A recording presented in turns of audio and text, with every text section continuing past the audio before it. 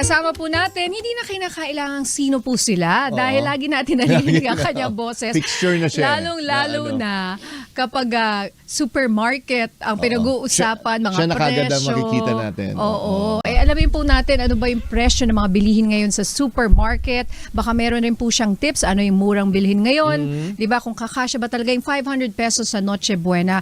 Kasama po natin ang Executive Director ng Philippine Amalgamated Supermarkets Association. Walang iba kundi si Sir Steven Cua. Magandang umaga po, Sir Steve. Magandang umaga, Ninya. Jack, good morning. Morning, sir. Okay, well, sir, in general, how would you describe yung presyo ng mga bilihin natin sa supermarkets? Gaano po kataas yung presyo this year compared to last year? You know, the urban legend is that kapag magpapasko, malapit ang araw ng Pasko, nagtataasan ng presyo ng bilhin. Sa palengke yun. Kasi fresh produce, everyday kailangan dalhin, di ba? Kapag tumaas ang gasolina, tataas ang cost nila of selling the item, di ba? Pero for supermarkets in general, kapag may supply, ang tindahan na yon, hindi dapat magtaas ng presyo. Yun na yun. Ang problema is hindi even ang distribution. Of course, di mo alam kung saan medyo malakas. Lalo kung may kalamidad, no? Merong relief operations. Siyempre, kukulangin ng goods doon, di ba? Then that, jacks up the price. Why?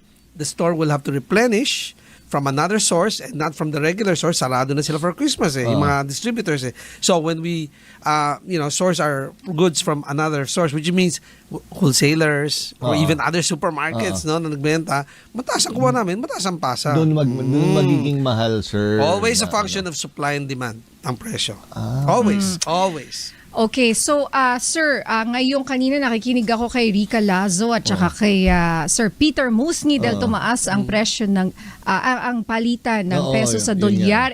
Minsan kasi pag Christmas, bumibili rin ako nung imported. Aba, mas mahal.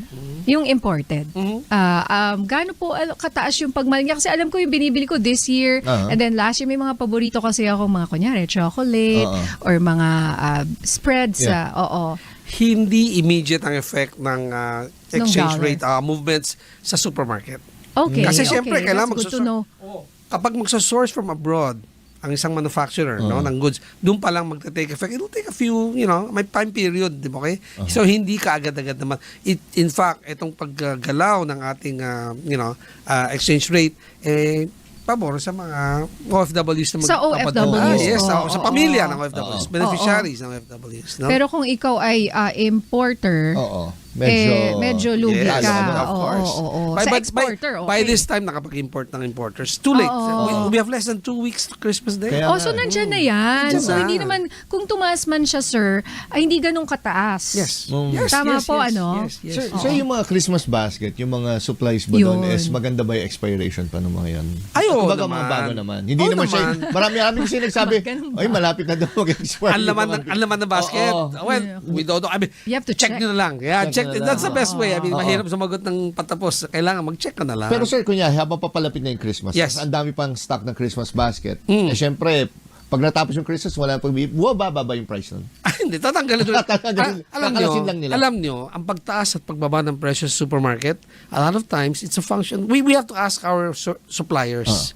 Ito, tambak ang bodega namin ng ganung produkto mo. Bago gusto mong, imbis na isoli namin sa'yo, gawin na lang natin 20% off, 50% off, or buy one, take one, or buy premium. Ganun yun. So, it doesn't come from us. The initiative may come from us, pero ang final approval will come from the distributor and the manufacturer.